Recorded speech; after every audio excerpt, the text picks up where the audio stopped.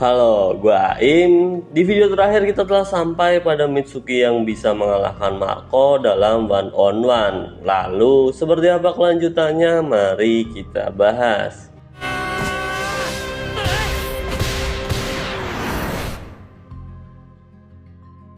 Mitsuki yang berhasil menghentikan Marco tentu aja membuat orang-orang terkejut. Pasalnya ini baru pertama kali Marco mengalami kekalahan saat berhadapan satu lawan satu. Bahkan selama mengikuti turnamen nasional baru Mitsuki aja yang bisa mengalahkan Marco secara adil dan tanpa melakukan pelanggaran. Tapi nggak hanya Marco yang membuat para penonton terkejut, Mitsuki juga sama aja. Dimana para pemain Ichibiyoshi dan Touin nggak menduga kalau Mitsuki bisa bertahan sebaik itu. Bahkan para pemain yang ada di bangku cadangan aja nggak menduga Mitsuki bisa melakukannya dengan sempurna. Hoshina menduga kalau Mitsuki mungkin baru mempelajari bagaimana cara untuk bertahan. Memang sedikit nggak masuk akal belajar di tengah pertandingan. Tapi Kasahara berkata bukannya Mitsuki nggak mau belajar cara bertahan. Padahal dalam duel udara dia sangat kuat. Hanya saja Mitsuki ngerasa kalau dia nggak cocok atau nggak ngerti cara melakukannya. Fakta sih pas emang Mitsuki dijelaskan oleh Usui cara bertahan, dia sama sekali nggak ngerti penjelasan yang Usui bicarakan. Di sisi lain, Nitobe berkata ke Oshiba kalau Mitsuki luar biasa. Oshiba pun bertanya-tanya apa dengan menghadapi Marco membuat kemampuan Mitsuki jadi berkembang dengan cepat. Para pemain Ichibiyoshi pun membahas hal itu dan Aiba berkata kalau Mitsuki itu emang seorang monster. Nah, pelatih Akiko yang sebelumnya terlihat senang karena punya lawan seperti pelatih Nazawa, sekarang ia dan Sanagi terlihat mengkhawatirkan Marco yang mungkin bakalan kena mental. Bahkan gak hanya mereka, bocil-bocil yang ngefans sama Marco aja terlihat menangis. Tapi anak yang sebelumnya dapat tanda tangan dari Marco berkata untuk kita memberi dukungan kepada Marco. Nah, buat kalian yang belum nonton momen Marco memberi tanda tangan ke anak kecil, kalian bisa nonton di video yang ini.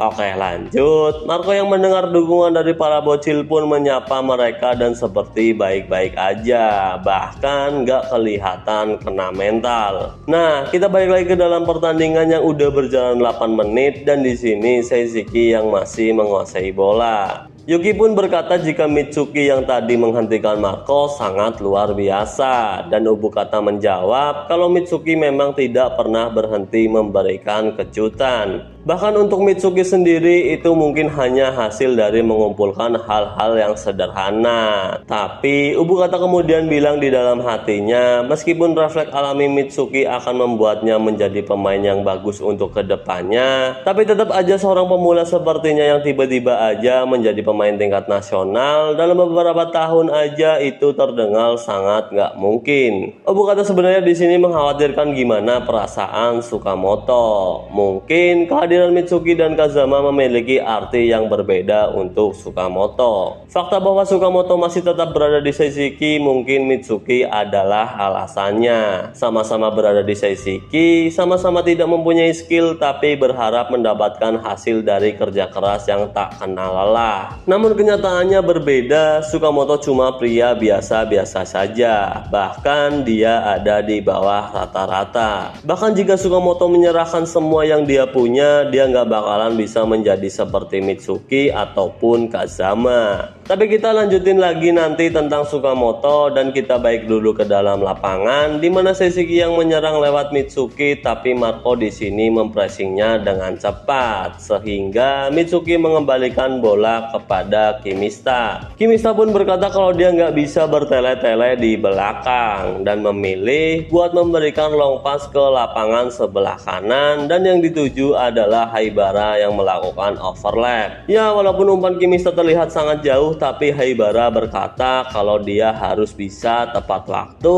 untuk bisa menerima umpan itu. Karena menurut Haibara, dia yang punya tubuh kecil nggak punya pilihan lain selain mengandalkan larinya. Haibara pun kemudian berhasil menerima umpan Kimista, namun dia dihadang oleh Nakamoto. Tapi sebelum Nakamoto berhasil mendekat, Haibara mampu mengirimkan umpan kepada Kazama yang ada di dalam kotak penalti. Namun sayang banget Kazama yang sebenarnya bisa menerima bola dan langsung melakukan tendangan, Saito terlebih dahulu mengclear itu. Para penonton pun takjub dengan aksi Haibara yang berhasil tepat waktu menerima umpan Kimista, tapi Aiba di sini berkata jika keputusan Ryuzan salah total. Pelatih Akiko mungkin berpikir kalau di babak kedua pergerakan Haibara udah menurun. Jika Haibara sedikit telat untuk bertahan, maka Ryuzan akan sangat nyaman membangun serangan lewat sisi kiri.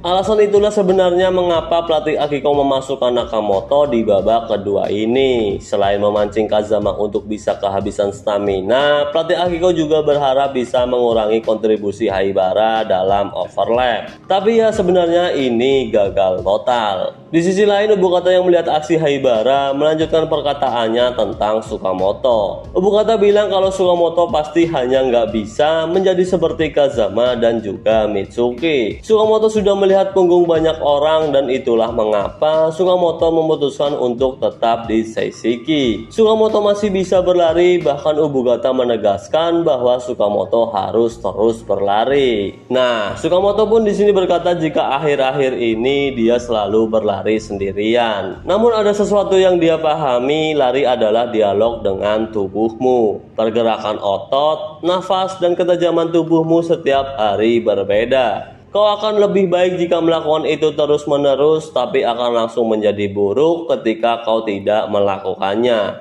Dengan berlari kau akan tahu keadaan tubuhmu di hari itu, dan dengan percaya diri, Sukamoto berkata jika hari ini dia akan bermain. Ya, sedikit lega juga akhirnya Sukamoto kembali mendapatkan kepercayaan dirinya. Nah, kita balik lagi ke dalam lapangan, di mana Seishiki yang dapat lemparan ke dalam terlihat Haibara yang bakalan mengeksekusi itu. Para penonton pun takjub kepada Haibara yang kembali maju ke depan, tapi di sisi lain pelatih Akiko memasang muka yang sama sekali tidak terlihat senang. Ryosuke pun sadar jika prediksi pelatih Akiko salah total tentang Haibara. Ia pun melihat ke arah pelatih Akiko dengan raut wajah yang cukup menyeramkan. Nah, Haibara pun langsung melemparkan bola ke Kazama, tapi Kazama langsung melakukan backheel kepada Satou yang berada di belakangnya. Satou yang menerima bola pun juga sama, ia kemudian melakukan one touch dan langsung mengoperkan bola kepada Suzuki. Tapi Suzuki di sini nggak menerima umpan itu dan ternyata membiarkan bola mengarah ke Mitsuki. Ya, walaupun pada akhirnya Marco mampu mengantisipasinya dan malah Kazuhiko yang sekarang menguasai bola. Kazuhiko pun berniat buat melakukan counter attack, tapi tiba-tiba aja ada Usui yang entah datang dari mana dan berhasil mencuri bola. Usui berkata jika mereka udah siap dengan segala resiko dan kemungkinan yang ada.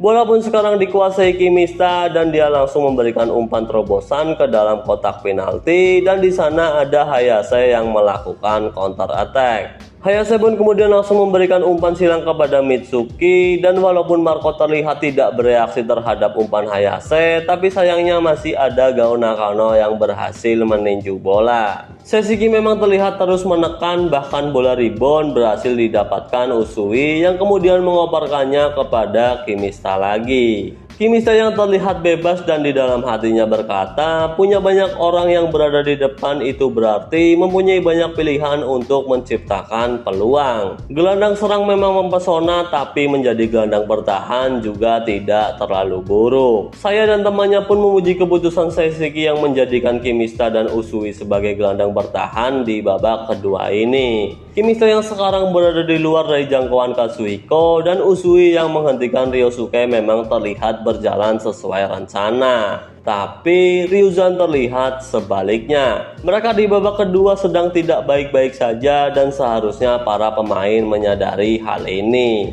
Jika Seishiki berhasil mencetak gol, tentu ini bisa jadi akhir untuk mereka. Kedua pelatih memang masih muda. Namun dalam 1 tahun terakhir Ryuzan nggak pernah kalah dan itu juga menyebabkan kurangnya pengalaman Akiko di pertandingan kali ini. Pelatih Akiko di sini juga sadar kalau ini adalah kesalahannya. Ia berkata Nakamoto yang dipasang sebagai fullback tidak bisa membangun serangan seperti yang direncanakan.